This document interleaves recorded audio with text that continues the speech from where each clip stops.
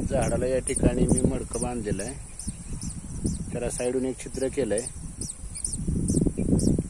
वरती खाण्यासाठी ठेवलेलं असतंय आणि इथं जवळच पिण्यासाठी पाणी या मडक्यामध्ये ठेवलेलं असतंय.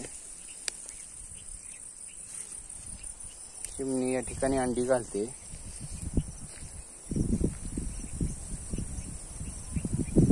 अंडी घालून त्याची पिल्लं या ठिकाणी आलेत.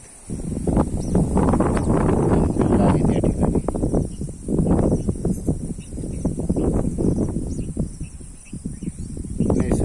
नैसर्गिक शेतीमध्ये हा माझा समोर कट केलेला शेवग्याचा बाग आहे.